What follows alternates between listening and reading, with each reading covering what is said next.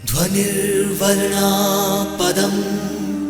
वाक्यमित्यास्पदचतुष्टयम् यस्याः सूक्ष्मादिभेदे वाग्देवीं तामुपास्महे।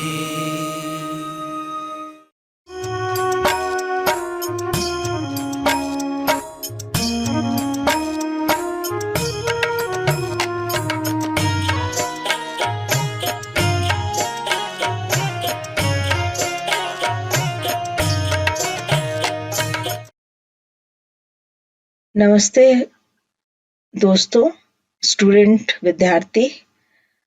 आज मैं doctor Deepali Verma, assistant professor. आज हम जो है SECP 03 ब्लॉक 2 यूनिट 4 के टॉपिक मेमोरी पे बात करेंगे। तो मेमोरी क्या है, प्रॉब्लम सॉल्विंग एंड थिंकिंग, ये आपका टॉपिक है और इस पे हम चर्चा करेंगे, बात करेंगे कि ये मेमोरी क्या होती है, प्रॉब्लम सॉल्विंग क्या है और थिंकिंग, सोचना। मेमोरी मतलब याददाश्त, ठीक है। प्रॉब्लम सॉल्विंग मतलब जो भी मेमोरी के पास प्रॉब्लम पहुंचती है, जो भी हम सोचते हैं और जो भी हम बात करते हैं, जो भी, तो वो सब को कैसे प्रोसेस करता है ब्रेन, ठीक है। वो प्रॉब्लम सॉल्विंग और थिंकिंग, सोचना, कैसे हम सोचते हैं किसी भी चीज को, ठीक है। तो how do psychological define memory. अब साइकोलॉजिकल मेमोरी को कैसे डिफाइन किया जा सकता है? तो memory is any indication that learning has proceed over time. It is our ability to store and retrieve information, ठीक है। मेमोरी क्या है?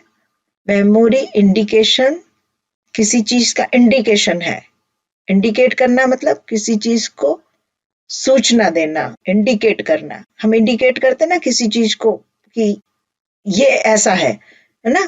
तो मेमोरी को भी इंडिकेट करता है दैट लर्निंग आर, अपने टाइम पे जो हम लर्न करते हैं और जो देखते हैं, समझते हैं ओवर पीरियड ऑफ टाइम, है ना, ये इंडिकेशन मेमोरी कहलाता है इन साइकोलॉजिकल लैंग्वेज में।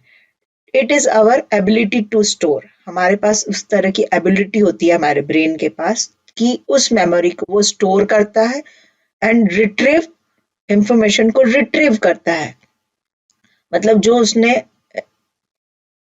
चीजें देखी, समझी, सुनी है, उसको स्टोर कर लेता है ब्रेन और रिट्रीव करता है, ठीक है, इंफॉर्मेशंस को। तो ये साइकोलॉजिकल डेफिनेशन होती है मेमोरी की, राइट। Introduction of memory. अब हम मेमोरी के बारे में समझेंगे कि मेमोरी है क्या। इंट्रोडक्शन मतलब मेमोरी क्या है, वो कैसे काम करती है। हम लोग सब जानते हैं कि मतलब याददाश्त है। अब याददाश्त क्या है, ठीक है। तो memory is an important factor of learning. Memory जो है वो लर्निंग का एक बहुत इम्पॉर्टेंट फैक्टर। लर्निंग मतलब सीखना। तो फैक्टर ऑफ लर्निंग मीन्स सीखने का जो प्रकार है वो मेमोरी, उसके लिए मेमोरी इंपॉर्टेंट है, ठीक है। तो मेमोरी का इंपॉर्टेंट पार्ट क्या हो गया? फैक्टर ऑफ लर्निंग, ठीक है। So memorization process is to learn something and to memorizing proper situation, है ना। क्या इसका मीनिंग हुआ? Our memorization process is to learning something. कुछ लर्निंग मतलब कुछ चीजों को, कुछ समझना, कुछ सीखना, कुछ सीखना मेमोरी प्रोसेस है। And to memorising proper situation, और उस जो हमने सीखा है, जो भी कुछ हमने सीखा है उसको हम मेमोराइजिंग प्रॉपरली, मतलब उसको प्रॉपर मेमोराइज कर पाए, मतलब याद रख पाए, ये मेमोरी है, ठीक है। तो मेमोरी से क्या समझे आप कि मेमोरी लर्निंग फैक्टर, मेमोरी का सबसे इंपॉर्टेंट पार्ट है लर्निंग फैक्टर।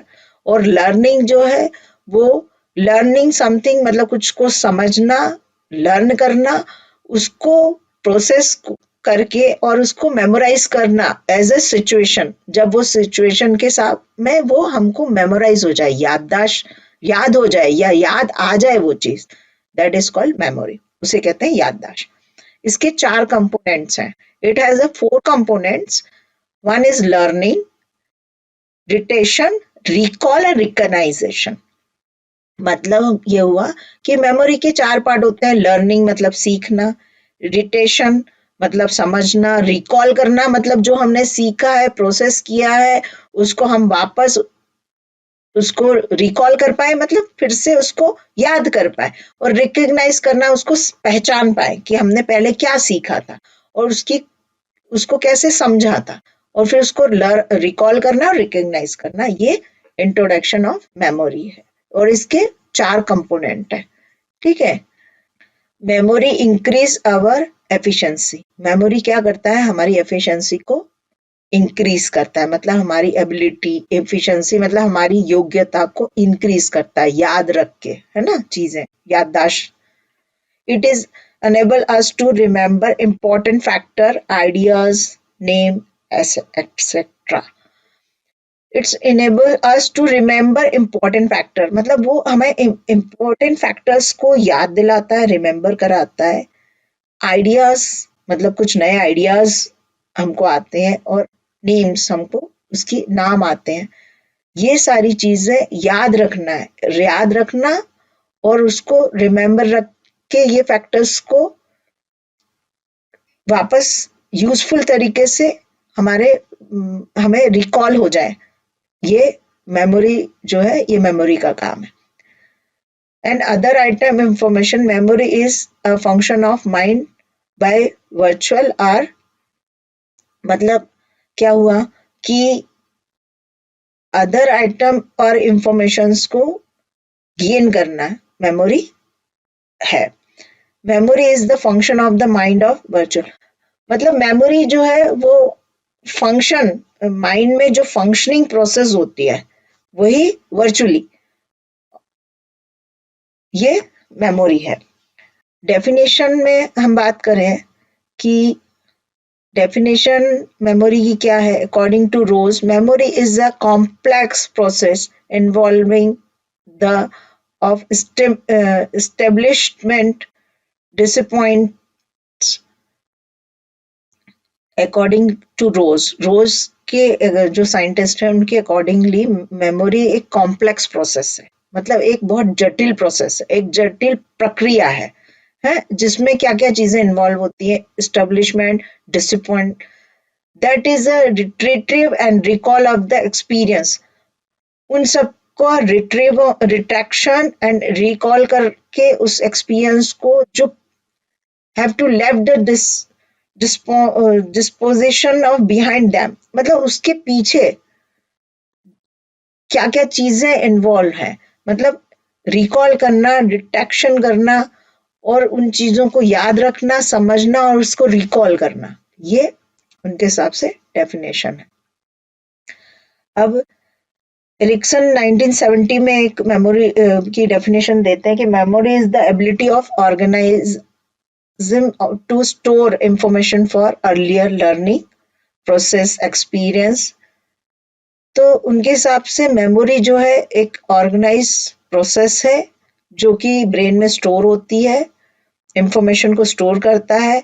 जब हमको उसकी जरूरत होती है तो अर्लियर लर्निंग प्रोसेस को वो रिकॉल करता है, समझता है और भेजता है। ठीक है, तो ये डेफिनेशन हो गई आपकी मेमोरी की।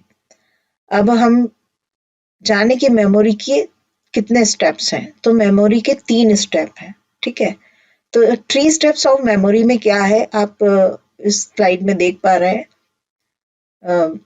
कि स्टेज ऑफ मेमोरी, पहला है इनकोडिंग, स्टोरेज और रिट्रीवल। तो पहली चीज इनकोडिंग क्या है, तो encoding first stage, creating a new memory.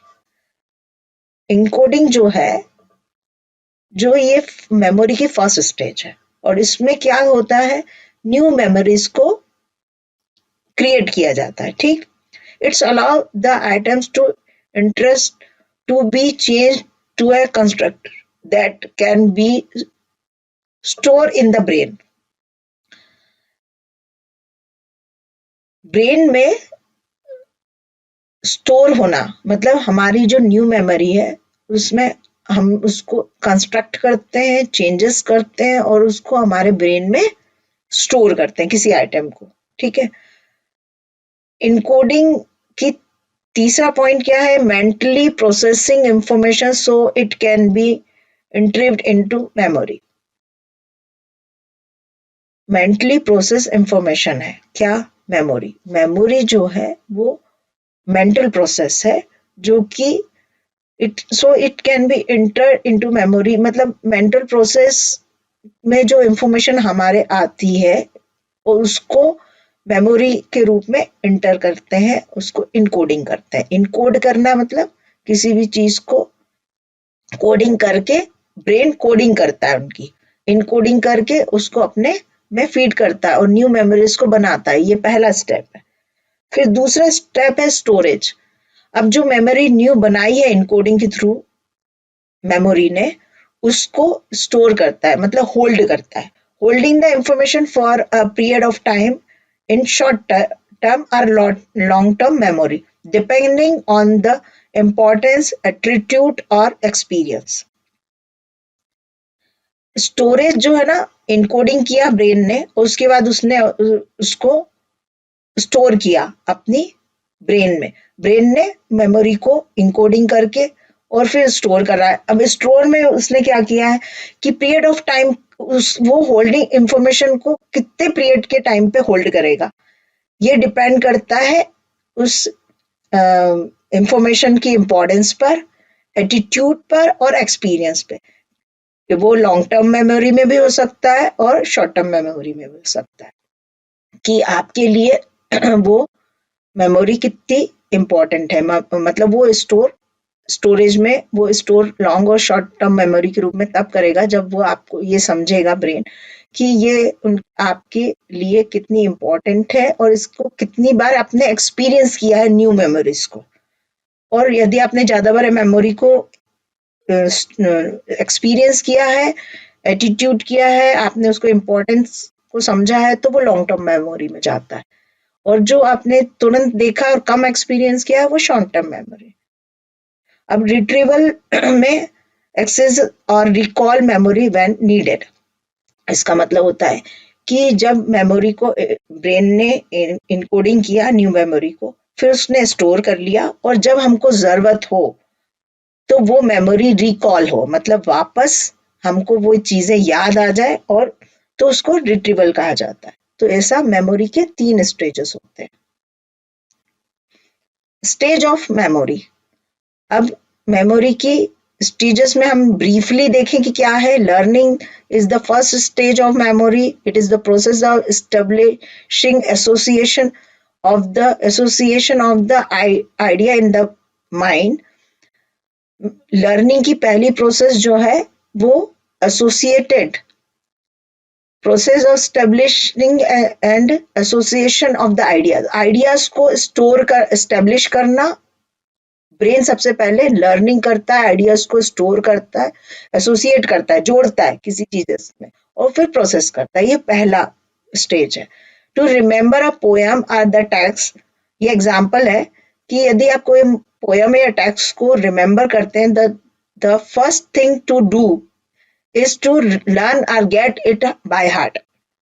मतलब आपको किसी पोयम को या टेक्स्ट को याद करना है तो आप क्या करते हैं, बाय हार्ट, मतलब उसको बिल्कुल रटते हैं, ठीक है।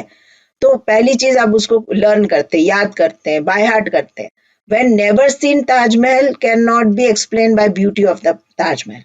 अब जैसे कि हम बात करें एग्जाम्पल में कि ताजमहल जो है, यदि हमने पहले never seen the Taj Mahal can not be explain by the beauty of the Taj Mahal. Taj Mahal को यदि आपने पहले नहीं देखा है तो उसकी ब्यूटी को आप एक्सप्लेन नहीं कर सकते हो, क्योंकि वो आपकी मेमोरी में नहीं है, आपने उसको देखा ही नहीं है।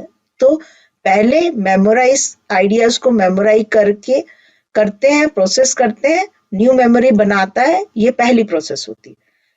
रिटेक्शन में it is the process of relegation of the past experience in the subconscious mind of the individual in the form of a mental experience। Subconscious mind, हम जानते हैं कि हमारा कॉन्शियस और सबकॉन्शियस दो माइंड होते हैं। तो सबकॉन्शियस माइंड में इंडिविजुअली यदि मेंटल एक्सपीरियंस है हमको, है ना, तो हम वो चीजों को सबकॉन्शियस माइंड में जाने के बाद वो चीजें हमारे, कुछ चीजें सबकॉन्शियस माइंड में चली जाती हैं, कुछ में कॉन्शियस माइंड में रहती हैं। सबकॉन्शियस माइंड में वो प्रोसेस पहुंचती है, और process is learning only when the thing is learned इन। तो जो प्रोसेस है रिट्रीटिंग में, हम लोग सबकॉन्शियस माइंड में इंडिविजुअली उस मेंटल एक्सपीरियंस करते हैं, प्रोसेस को एक्सपीरियंस करते हैं, और फिर क्या करते हैं, उस जब ब्रेन को हमने लर्निंग किया, रिट्रैक्शन किया, और उसके बाद रिकॉल किया, तो recall third stage. It is a bringing again to mind the past experience on the basis of association if ideas. अब आइडियाज को एसोसिएट करके माइंड उसको वापस, जो हमारी न्यू मेमोरी बनी थी उसको हमने प्रोसेस किया था, और उसको तो वो रिकॉल कर पाए, है ना।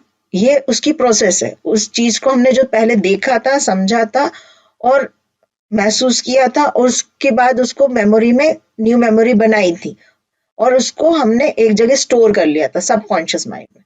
पर जब हमको उस चीज को देखे तो वो रिकॉल हो जाए, वापस वो याद आ जाए, हमें रिकॉल हो जाए, तो ये थर्ड स्टेप होती है मेमोरी की। Recalls is of two types, spontaneously and deliberate. मतलब रिकॉल दो तरह से होता है, एक स्पॉन्टेनियसली होता है और एक डेलिब्रेटेड होता है। Spontaneously recall we make no efforts to recall, हमको कोई ज्यादा एफर्ट्स नहीं लगाने पड़ते हैं, मतलब हमको कोई ज्यादा मेहनत नहीं करनी पड़ती उसको याद करने के लिए, ये स्पॉन्टेनियस रिकॉल होगा। बट एक्सपीरियंस और ideas just flow. But deliberated recall में क्या होगा, we make efforts to recall something, मतलब हमको उसको याद करने में मेहनत करनी पड़ रही है कि अच्छा इस समय में इस व्यक्ति से मैं मिला था, कब मिला था, कहाँ मिला था। तो ये रिकॉल करने में जो मेहनत करनी पड़ रही है वो डेलिब्रेटेड रिकॉल होता है। स्पॉन्टेनियसली रिकॉल मतलब हमने देखा और तुरंत हमको वो चीज याद आ गई। रिकग्नाइज करना, it is the capacity to recognize or express knowledge of all seeing things that has been seen earlier. The individual is able to identify different objects due to recognizability. अब recognition is the capacity of recognize. Recognition क्या है कि is the capacity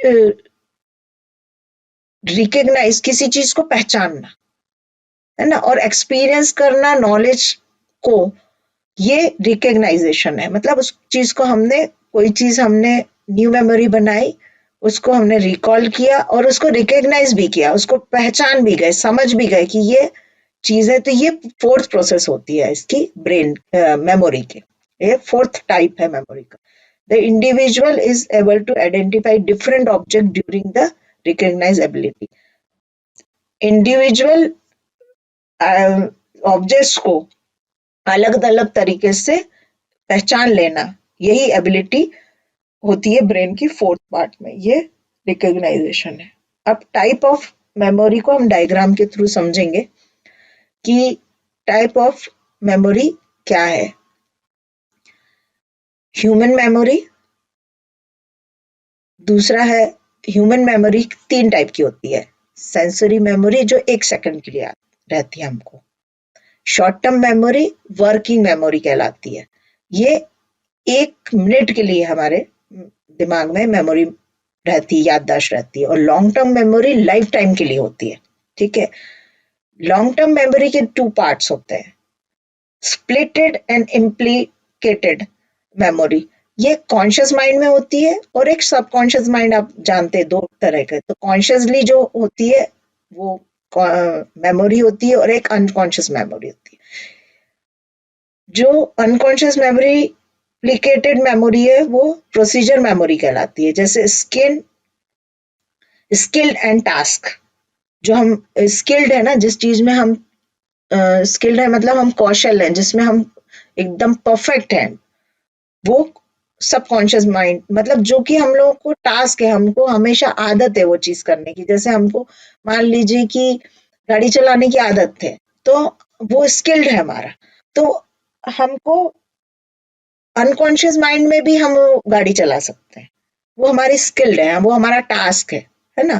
कोई चीज हम करते रहते हैं तो वो इतनी हैबिचुअल हो जाते हैं कि वो अनकॉन्शियसली भी हम उसको कर सकते हैं। जैसे गाड़ी चलाना हो गया, या खाना बनाना हो गया, या जो भी ऐसी चीजें जो इसमें हम स्किल्ड है और सालों से कर रहे हैं, हम लोग बिना सोचे समझे उसको कर सकते हैं।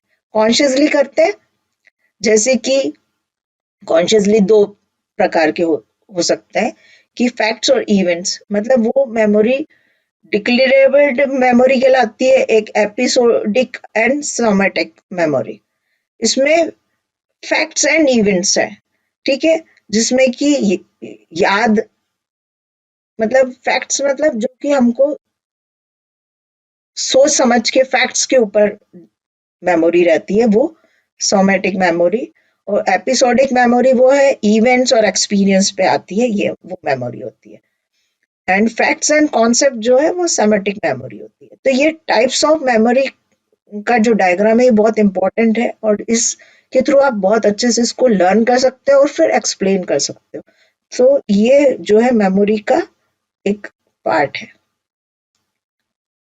टाइप ऑफ मेमोरी हम देख चुके हैं, है ना। अभी तक हम लोग क्या क्या समझ चुके हैं। हम लोग जो है वो, हम मेमोरी क्या है ये समझ चुके हैं, मेमोरी कितने टाइप की है ये देख चुके हैं, मेमोरी का किस तरह से वर्क करती है, उसमें कितने short term memory, long term memory, memory के कितने प्रकार हैं, ये सब हम देख चुके हैं ना। अब हम देखेंगे कि शॉर्ट टर्म मेमोरी क्या है। शॉर्ट टर्म मेमोरी कुछ सेकंड्स के लिए होती है ना। लॉन्ग टर्म मेमोरी जो है वो हमको, जो हम याद रखते हैं समय तक, और वो remember identify data like one's a name, father name, date of birth, है ना, डेट ऑफ मैरिज, ये हमारी लॉन्ग टर्म मेमोरी है। शॉर्ट टर्म मेमोरी हमने कुछ समय के लिए किसी को देखा या उसके बारे में सुना, और फिर वो याद कम समय के लिए होती है, तो वो हमारे लिए शॉर्ट टर्म मेमोरी होती है। उसको we need a recall material immediately or after a few short time. The information temporarily stored in short term memory. और लॉन्ग टर्म मेमोरी ये हमारी मेमोरी रिमेम्बर, उस पे ये याददाश्त पे रहती है कि भाई ये हमको रिलेटेड है, तो हमको ये स्किल्ड मेमोरी है, ये कई समय तक हमको याद रहती है, क्योंकि जैसे उससे हम हैबिचुअल हैं इसलिए। ठीक है। सेंसरी और इमीडिएट मेमोरी। सेंसरी मेमोरी और इमीडिएट मेमोरी क्या है? Memories that help us individual or recall something immediately after the perceiving immediately memories need when we want to remember a things a short term and can be get forget it। मतलब when we do the journey, हम कोई journey करते हैं, वहां हमको कोई मिल गया तो हमने उससे बात करी, और फिर उसके बाद वो हम उन लोगों से कभी नहीं मिले, तो वो हमारे लिए short term sensory memory, immediate memory कहलाएगी। मतलब बस अभी हमारे हमें पता है और उसके बाद फिर हम उसको भूल गए। फोटोग्राफिक मेमोरी क्या होती है? फोटोग्राफिक मेमोरी में such people can see a picture of its can be taken away with the description of the object for the picture standing a right colour and proper location. मतलब photographic memory मतलब जो memory हमने photographs में के through ली है और वो हमें कुछ समय के लिए रही, ये मेमोरी। अब एपिसोडिक और सोमेटिक मेमोरी, ये जो है एग्जांपल से आप समझे तो in educational exercise the student can narrate the experience of exercise through the episode memory. मतलब आपने जो लर्न किया है, स्टूडेंट ने मान लो जी कुछ नैरेटिव लर्न्स किए हैं, और वो जब उसको सॉल्व करता है तो वो अपने एक्सपीरियंस और याद लर्निंग के उस पे उसको याद करता है और एक्सप्लेन करता है। ये एपिसोडिक और सोमेटिक मेमोरी होती है। Economic method of memorisation, interest, if one has interest in the music, he is easily grasp the tone of the new composition. ठीक है, ये इंटरेस्ट मतलब आपको जिस चीज में इंटरेस्ट है तो वो आपको वो चीजें याद रहेंगी, वो economic math. Attention, without attention learning and recalling can not taken place properly. कभी भी वो प्रॉपर रूप में यदि आप कोई चीज सीख रहे हो, लर्न कर रहे हो, लेकिन वो यदि अटेंशन नहीं दिया, उस पर आपने ध्यान नहीं दिया, तो वो जो है it's can not be taken place में प्रॉपरली, वो कभी भी आपको वापस प्लेस में याद नहीं आएगा। Attention is the control process that harness the flow of information for the sensory registration of short term memory। Attention यदि आपका प्रॉपर है तो आपको लॉन्ग टर्म मेमोरी रहेगी, और यदि अटेंशन नहीं है तो आपको शॉर्ट टर्म मेमोरी बनती है। तो इसलिए अटेंशन इंपॉर्टेंट है। मीनिंगफुल लर्निंग क्या है? Meaningful learning, if someone read a topic without understanding the meaning of topic, he and she can not memorize it properly for a long time. Meaningful memory वो है कि कोई सी topic को आपने learn किया, पढ़ा, समझा, और यदि उसको आपने फिर अंडरस्टैंड नहीं किया, उसका मीनिंग को नहीं समझा, तो वो मेमोरी आपको प्रॉपर मेमोरी नहीं होगी, और वो आपको लॉन्ग टाइम के लिए कोई भी चीज मेमोरी में नहीं रहेगा। यदि आप उसको अंडरस्टैंड, किसी चीज को, टॉपिक को पढ़ते हैं, अंडरस्टैंड करके पढ़ते हैं, समझ के पढ़ते हैं, तो वो आपको मीनिंगफुल लर्निंग ही समझ के पढ़ोगे तो वो मेमोराइज रहेगी प्रॉपर तरीके से, वो लॉन्ग टर्म। अब जैसे चिकिंग है, rhythm, rhythm is the learning help और रिमेनिंग फॉर, जैसे मोबाइल है, आप हमेशा उसको आपने पहले से याद किया, उसको बार बार रिवाइज किया हुआ है, तो आपको याद रहेगा वो मोबाइल नंबर। तो ये वाली memory, fourth number, principle of association. अब it is a very helpful to principle of association learning, मतलब प्रिंसिपल लर्निंग को एसोसिएट करना, प्रिंसिपल ऑफ एसोसिएशन वो लर्निंग कहलाता है। Reception and practice, emotional use of multiple sense organs और attribute learning, ये इतने तरह की लर्निंग होती है। अब प्रॉब्लम सॉल्विंग की बात करें कि प्रॉब्लम सॉल्विंग क्या है। Meaning and definition, problem solving behaviour occurs in novel or difficult situation in such a solution is not obtained by the habitual method for of applying concept and principle derived for past experience is very simpler situation according to Skinner। है ना, Skinner के हिसाब से problem solving क्या है? Problem solving वो है कि जब आपको कोई चीज डिफिकल्ट सिचुएशन में वो चीज आपको याद आ जाए और वो ऑप्टेंड रहे, हैबिचुअल रहे, वो जो है प्रॉब्लम सॉल्विंग है अकॉर्डिंग टू स्कैनर के हिसाब से, साइंटिस्ट के हिसाब से। Problem solving is the process of overcoming difficulty that appear to interfere with the attention of goal. Its process to make the suggestion of spirit of interference। अब step of problem solving क्या है? तो John ब्रैनफोर्ड के हिसाब से 1984 में जो है step of problem solving behaviour पे उन्होंने एक थ्योरी दी थी। तो उन्होंने कहा था आइडिया थिंकिंग। आइडिया क्या है? आई से मतलब होता है IDEAL, आइडियल। इसका मतलब है idea, identify the problem, problem को आइडेंटिफाई करना। D, define and represent the problem, उस प्रॉब्लम को डिफाइन करना, फिर उसको रिप्रेजेंट करना और प्रॉब्लम को सॉल्व करना। एक्सप्लोर द पोजीशन, उसको ई मतलब एक्सप्लोर करना उसको, और एक्टिंग ऑफ द स्ट्रेंथ, उसको एक्ट करना, looking back and evaluating the effects of the one activity. ठीक है, ये है प्रॉब्लम सॉल्विंग। प्रॉब्लम सॉल्विंग का जो प्लान है वो आइडियल मॉडल, ये बहुत बेनफोर्ड ने जो आइडियल मॉडल 1993 में दिया था, ये बहुत इंपॉर्टेंट है। Idea, I means identify the problem, problem को आइडेंटिफाई करो. D define the problem, represent and define the problem. E explore position and strength. A act of the strength and look back, उस को और फिर वापस उसको देखना कि हमने इस प्रॉब्लम को आइडेंटिफाई किया था, डिफाइन किया, एक्सप्लोर किया, एक्ट किया. अब वो लुक बैक करके देखना कि वो प्रॉब्लम सॉल्व हुई है कि नहीं, उसके क्या इफेक्ट्स हुए हैं. ठीक है. Type of representing problems, problems को रिप्रेजेंट करना क्या है. ये टिप है कुछ जो कि प्रॉब्लम सॉल्व को कर सकते हैं. Represent the goal in multiple way, goals को मल्टीपल वे में रिप्रेजेंट करना. Write down all given information, जितनी इंफॉर्मेशन है उनको इंफॉर्मेशन को राइट डाउन करना. ग्रुप रिलेटेड इंफॉर्मेशन देना. रेवेंज करना, रिप्रेजेंट करना प्रॉब्लम को मल्टीपल मॉडल्स में, ग्राफ, डायग्राम, चार्ट मॉडल के थ्रू प्रेजेंट करना. अब थिंकिंग क्या है, मीनिंग एंड डेफिनेशन.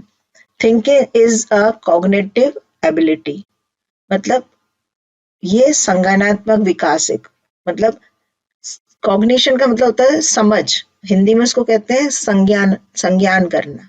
ठीक है.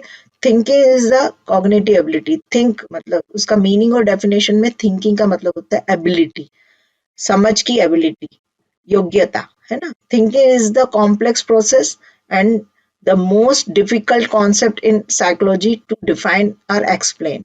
साइकोलॉजिकल वे में थिंकिंग को बहुत कॉम्प्लेक्स प्रोसेस है, उसको बहुत मुश्किल है, डिफिकल्ट है उसको समझना, एक्सप्लेन करना.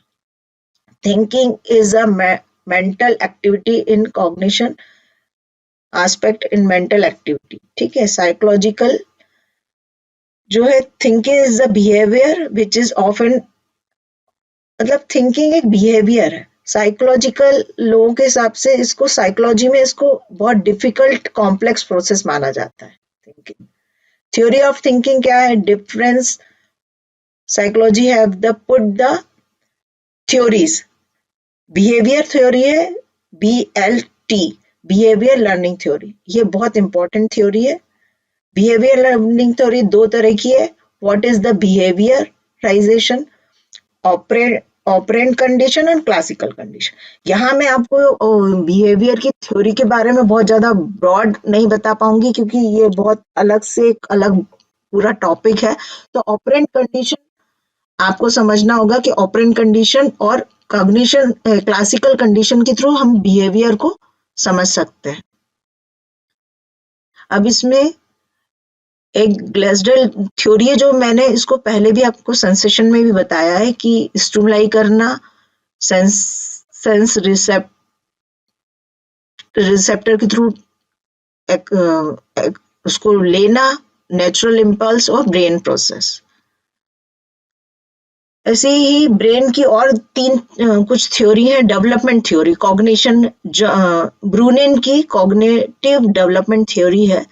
The human mind gains input through the senses process, then through cognitive ability and produce output. Employ language and creative expression is involved 3 stages. 3 stage क्या है, ये आपकी डेवलपमेंट थ्योरी है. Child respond to stimulate, sensory stimulation, child review the world through contract represented, and the individual can handle abstract representative using the thinking skill understanding things. Basic tendency of Friedel ने psychiatry theory को दिया गया है. Consciousness, pre consciousness, unconsciousness, ये 3 level पे Friedel ने दिया हुआ है. तो इस तरह से आपका ये टॉपिक कंप्लीट होता है. मैं सोचती हूँ कि आपको ये सारी मेमोरी, प्रॉब्लम सॉल्विंग और थिंकिंग के बारे में अच्छे से समझ में आ गया होगा. धन्यवाद.